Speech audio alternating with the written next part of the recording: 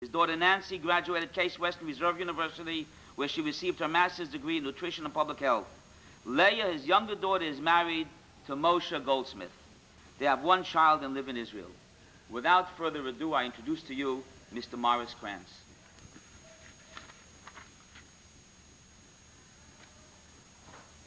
Ralbeck, President Ziegelman of Young Israel of Avenue K, ladies and gentlemen, we have gathered here today to honor the memory of our dear and beloved who were destroyed with their homes and their communities by a German military power with the multinational partner states.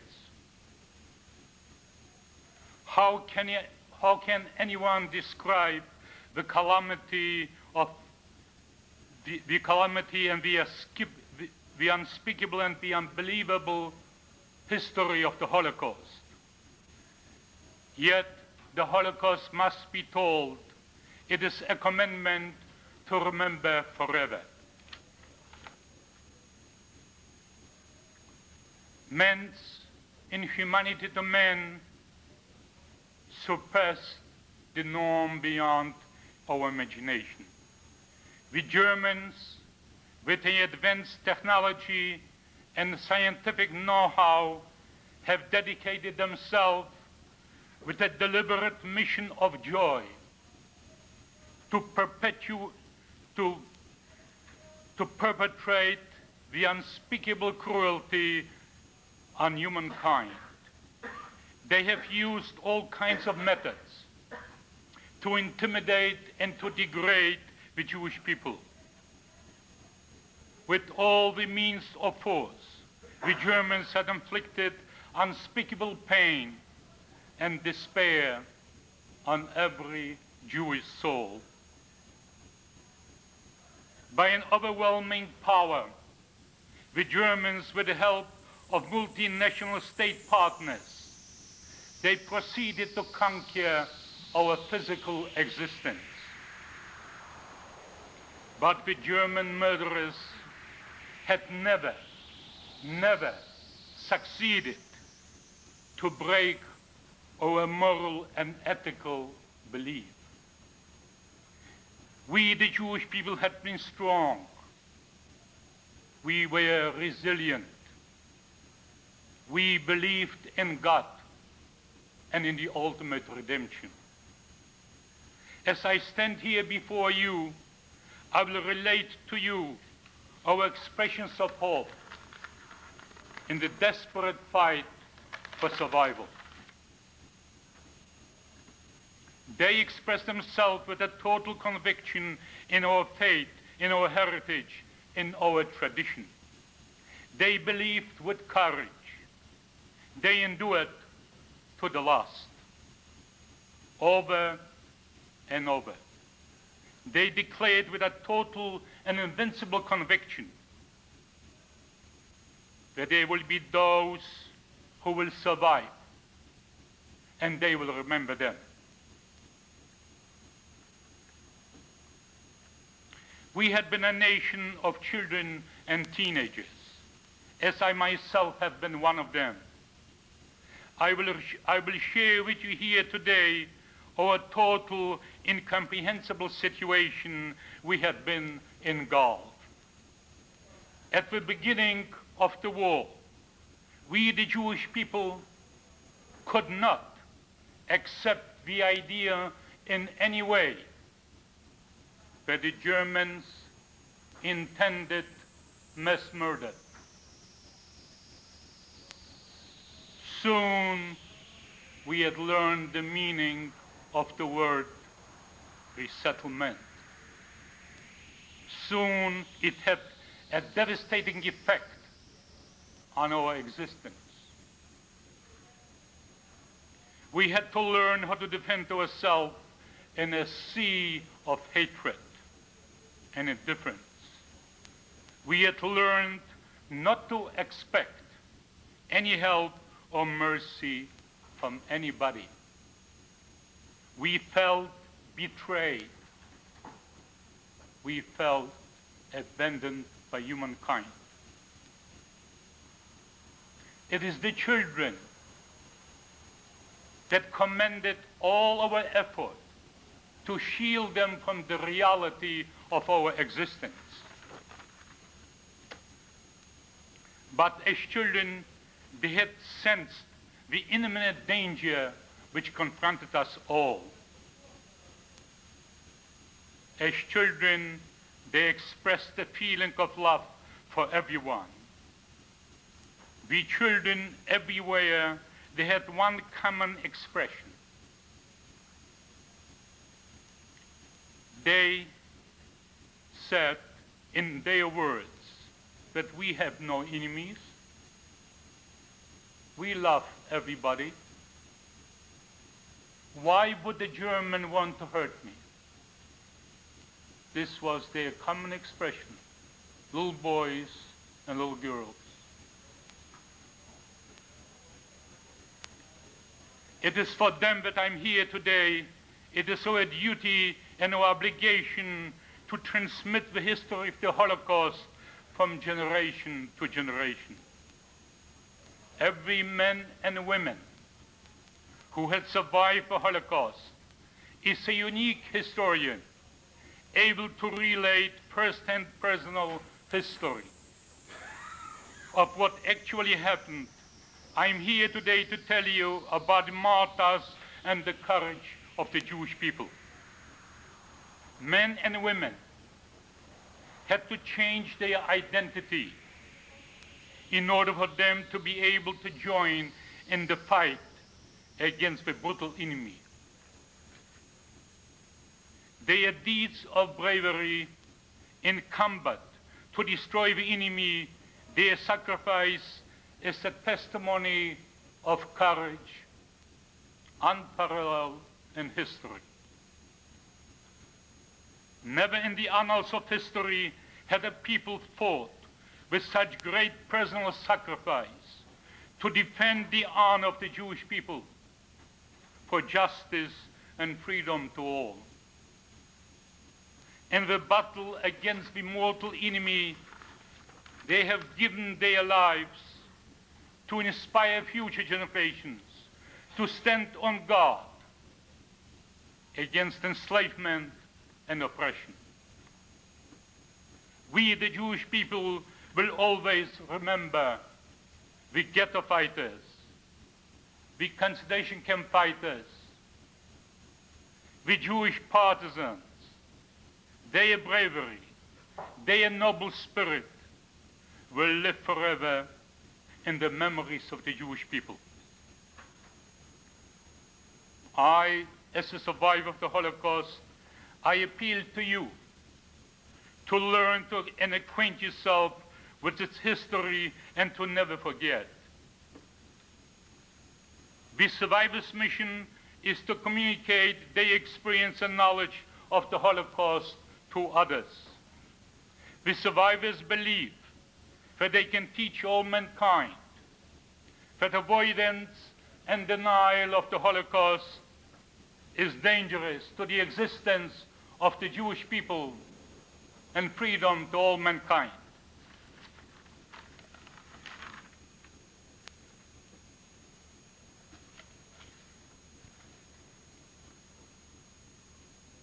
At this moment, with your permission, I will take you with me back in time to the scene of the Holocaust. I want to assure you here today that time has not diminished, and time in the history of mankind have etched in my mind, in my heart, and in my soul. I have learned that what we say and we express our wish in a way of our will and transmit to others has a profound impact on our being. I am grateful to the Almighty God that I was able to surmount the greatest human catastrophe ever recorded. It is in this belief that the spirit of my soul has overcome the limitations of my flesh. It is the year 1939 that the Nazis, that is the Germans and their partners, they have joined in the conquest of the world. They declared war on Poland September the 1st, 1939. Within 4 days of the beginning of the war, the entire Polish army disintegrated. On the 4th day, from where I come from in Poland, from the 4th day of the war, the Polish troops were retreating to the east. They were running away, so they left their ammunition, their wagons, they thrown away their uniforms. Just they melted away in the country. When the Germans came in the 7th day to our town, the very first night as they encamped in town, an officer of the Wehrmacht came in to our house at midnight with one of the Polish informants. And he lined us up against the wall. We were 8 brothers and 2 sisters. And he demanded dollars and money from my father. And my father told him he hasn't got the money because the money was invested in cattle, and the Polish army have taken the cattle. So he picked my second oldest brother, which was a tall, strong young man at the age of 24, and he said, I count to 3, and with a gun in his hand against us all against the wall, if you are not going to handle over the money, he'll be the first to go. My father spoke fluent German because his family comes from Germany, and he told him explicitly, you can do whatever you wish. I have no money. So he gave him a bag of silver coins, and he threw it down, and somehow, by some miracle, he put his gun down, and he left us. The following day,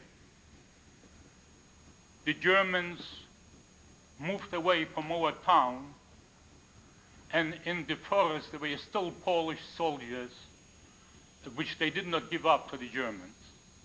So my cousins and myself, we ran over to the forest, and we were talking to the Polish army soldiers. So they gave us all kinds of equipment, weapons, and so on.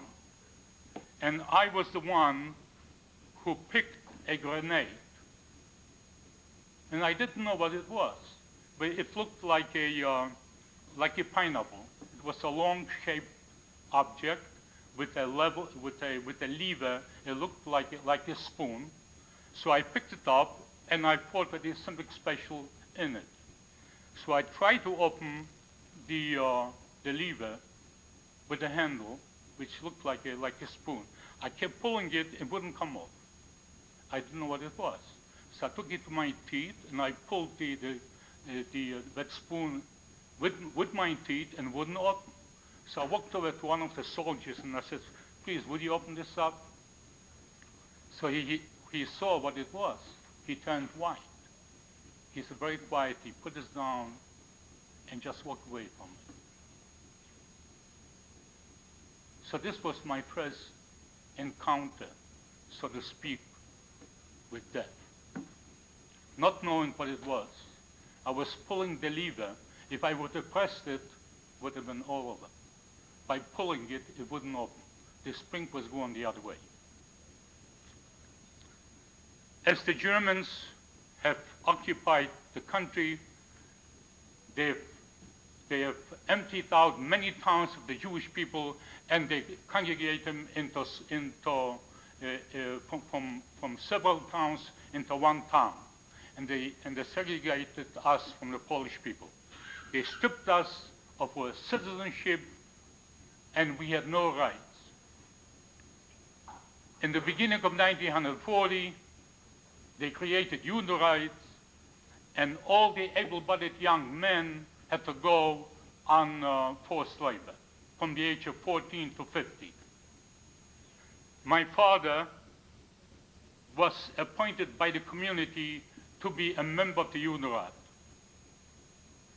And he told the Unirad, right then in 1940, that the Germans now are taking away from us the able-bodied young people, and we are going to become defenseless. We won't be able to defend ourselves because we'll be only the children and the older people left. And that's what happened.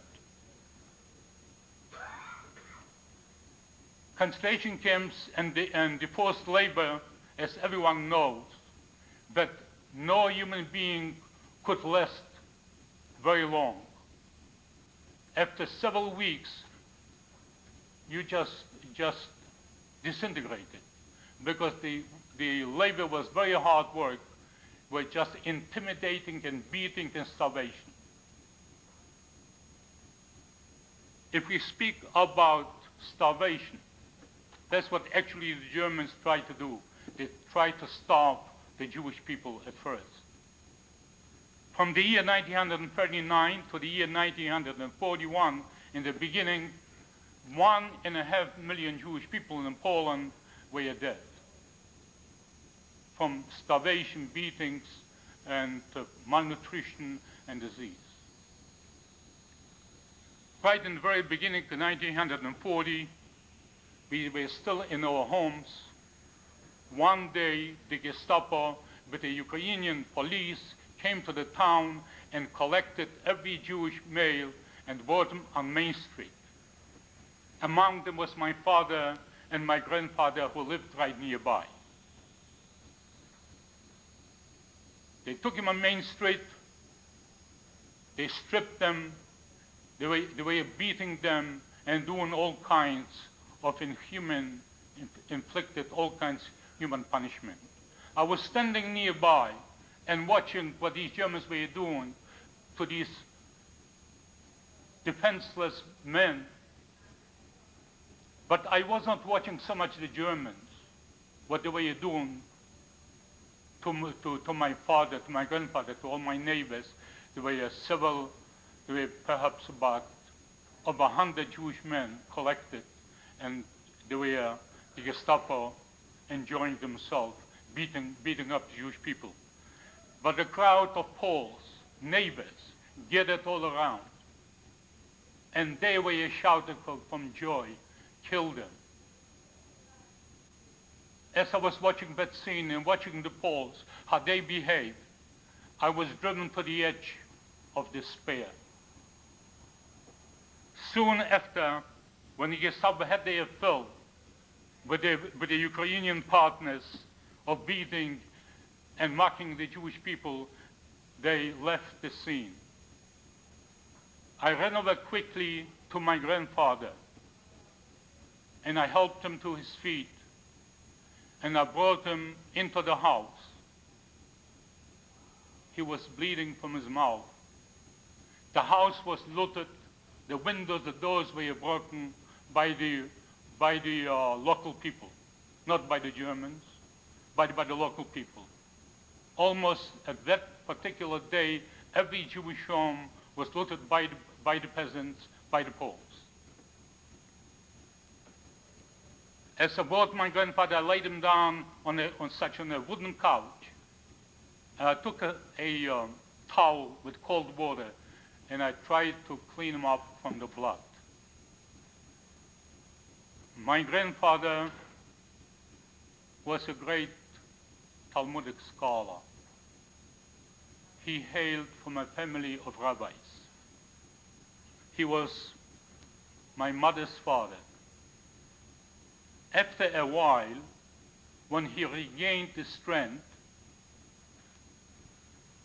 I told my grandfather how I felt. In that particular moment, what I like to do not so much to the Germans, but to my neighbors, with whom I grew up, with whom we are trading, with whom they borrowed, with whom we have given them on credit, or they've taken things which they never paid. And we shared with them. And they were the ones who instigated the Germans. And they were the ones who looted our homes. I expressed my feelings to my grandfather. And my grandfather came around and he said to me, "You shall not hate with such fury. If you will hate with such fury, you will not be able to make a proper judgment ever." And he said to me, "Make yourself a goal and pursue that goal, no matter what the consequence should be."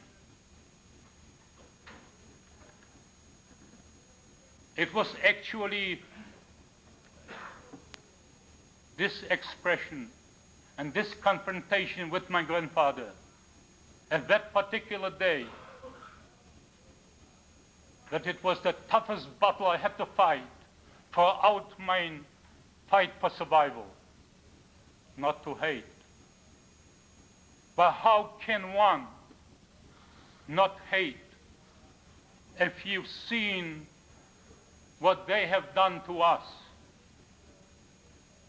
But I had to bite my lips, and I had to summon all my strength at many of a time not to strike out, so to speak, with my friends when I was trying to find a shelter, when I was late in the underground. Many of the times they didn't know who I was. They were telling me things pertaining how they felt about the Jews. So I felt like I don't have to tell you what it took to restrain, not to hate, to have a goal, to survive.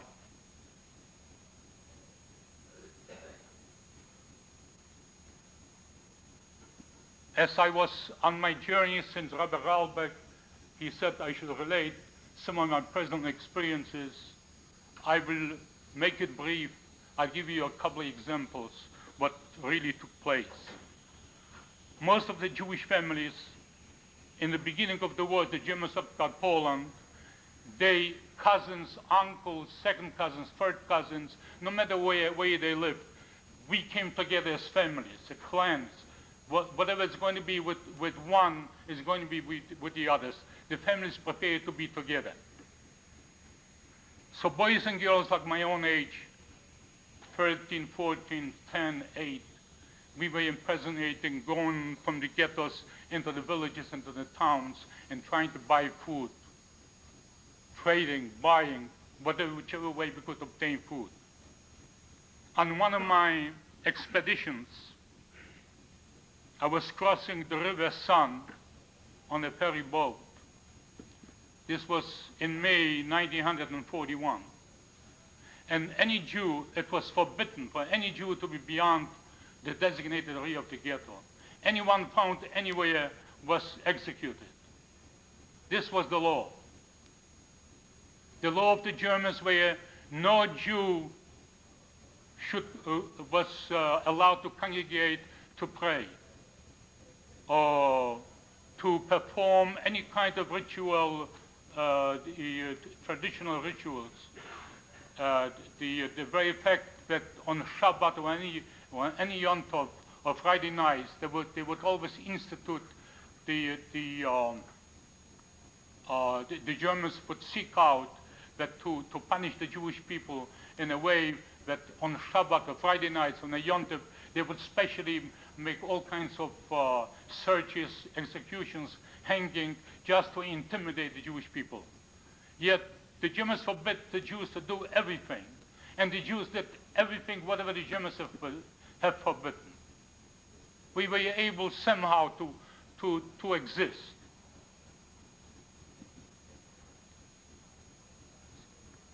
I was on this ferry boat, and I did not expect any of the Poles that I would meet anyone which he would know my true identity. So I was mingling with them, talking to them, laughing, exchanging the news and so on. But there was one Paul, unfortunately, who knew who I was. As the ferry crossed from one end of the river to the next, and there were two Gestapo men standing on the edge where the boat was landing on bicycles. And the Paul, before even the ferry landed, he pointed out to me, there's a Jew on this boat.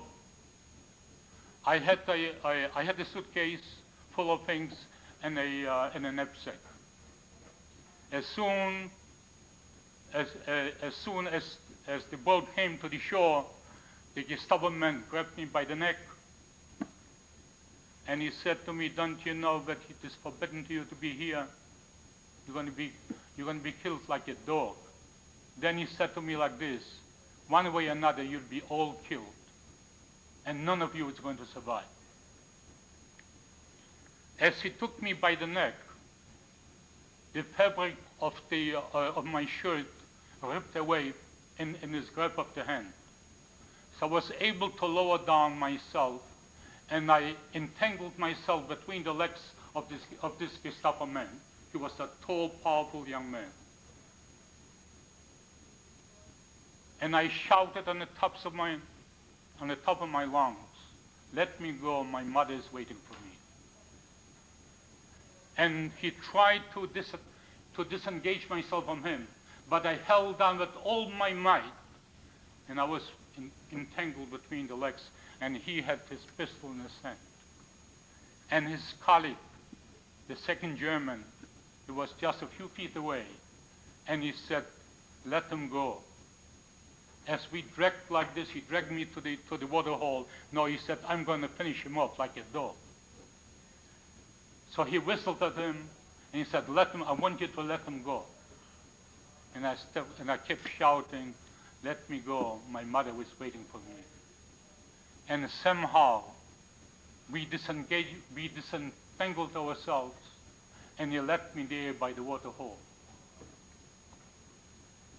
As I came home at night, it was obvious to my family, to my mother and my father, and those who were dependent upon me. They saw what happened. My mother said, "You will not go out anymore trading or buying food. If we have to starve, we'll starve all together."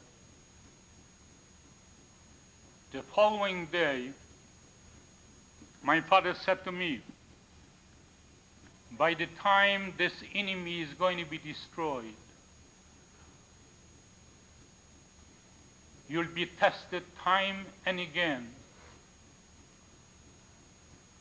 By the time we'll see an end of this great catastrophe."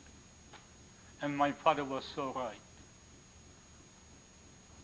And I was surely tested time and again.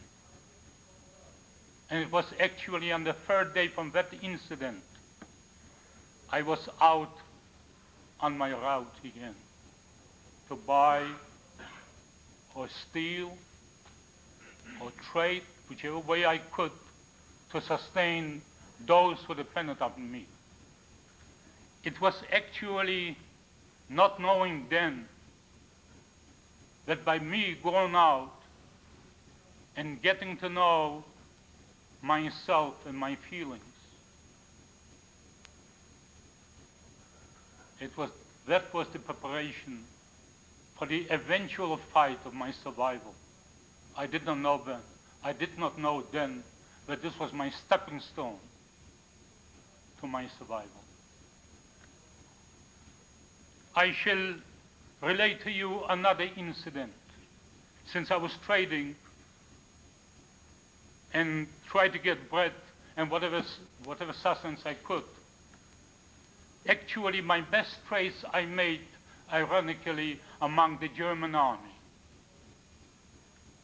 The German army was camped all over, and they didn't know who I was. For fresh eggs and butter, I could have gotten bread, tobacco, in exchange I could go to the peasants and get a barter. And this way I was able to trade for tobacco to the exchanging back and forth. But one day, while I was among the German troops, I encountered a young Polish informer, which he served for the Gestapo. As I was near one of the tents of the Germans, which I was about to make a trade with him, he asked me I should wait for him while the German soldier, he was shaving. So I was waiting for him. And this informer happened to come, and he saw me. And instantly he said, "What are you doing here? You're spying on the Germans? You know you're going to be killed now." So I said to him, "They don't know who I am. Why must you tell them who I am?" He grabbed me by the hand, and he said to the German there, "Hey, you know, this is a Jew." While the German was shaving, he finished shaving, he put his uniform on, and I saw on the uniform that the German did not belong exactly to the regular troops of the German army. His uniform, his insignia, his markings, and the way he was dressed, and what the machine pistol he had, he belonged to a different troop range. He was tall, very tall. I remember coming in front of me, the German, and he says to me like that. I looked him straight in the eye. But before this happened, while he was getting dressed, I intended to escape. But knowing if I escape from the Germans, and the Germans are going to see someone is running, they're going to shoot. So in a split of a second, I decided not to run. I decided to wait the outcome, whatever the outcome is going to be. So as I was standing, and the German came right in front of me, and still the informer, the Polish informer, was holding me by the hand. And the German said to him, "Leave him alone." He stood in front of me, and he says to me like that, "You are a Jew?" I said, "Yes, jawohl," in German. And before I could even blink my eye, he turned around with all his might. He hit this pole in such a way that the pole fell right near me on the ground. And he picked him up again, and he hit him again. Here I was standing like nailed down to the ground, not knowing what has happened. I made my way home, and I told my father and my mother what happened. It was that day that long into the night, I could not fall asleep. I was thinking that my decision of not to run away was in a split of a second made. Otherwise I would have been dead. As a result of this incident, for about 2 months, we the Jews had a little peace from the German informers. As long as the army was there, we had a little peace.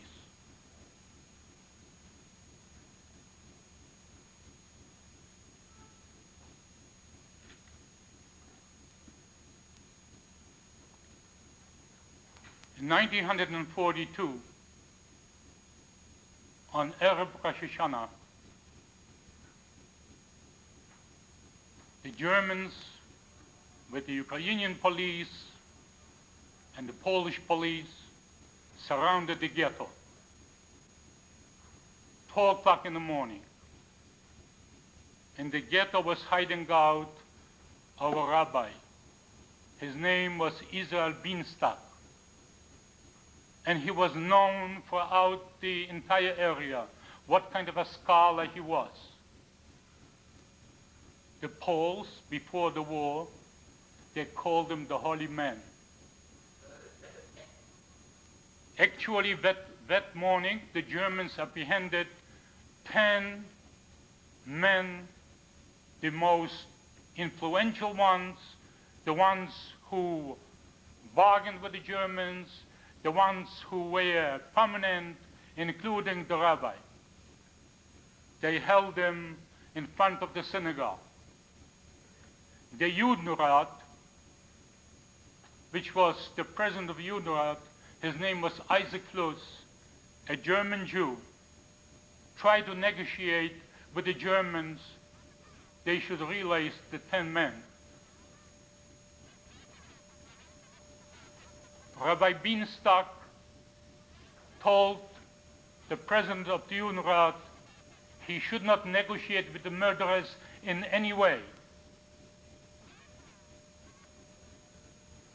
Rabbi Bienstock told them that this is today Erev Rosh Hashanah, and this day is going to be always remembered by those who would come after us. As we were tackling and negotiating with the Germans, and the Germans were mounted on machine guns on heavy trucks against 10 unarmed men. 15 minutes before sundown, within seconds they were all dead. We were driven to the edge of despair, the entire ghetto, because we knew what's awaiting us. They were buried right on the spot. That very day, 1942, Erev Rosh Hashanah, the sun, before the sun went down, the heavens were very red. It's not an imagination. It was a very hot day. It was a brilliant day. As the sun went down, was gone down, the entire sky was red. He was buried right in town on a little hill. The 10 men and Rabbi Bienstock.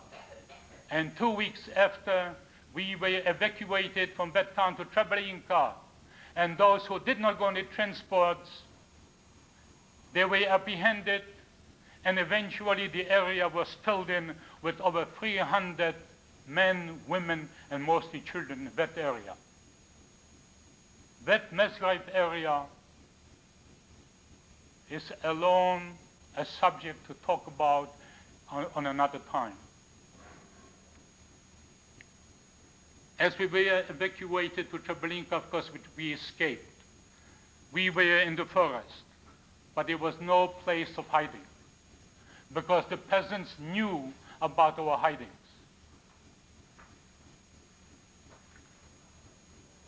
I just want to bring in one other individual, which was my little sister at the time. I just want you to understand what kind of people we have been and who we were. As we were hiding out for most of the part in the forest, my oldest brothers said to me, since you know most of the peasants, you were trading with them for 2 years, you know them better than anyone else. I want you to take our little sister, she was 10 years old, and find a shelter for her. Which I actually did find a place. And I came with my sister to one of the peasant families,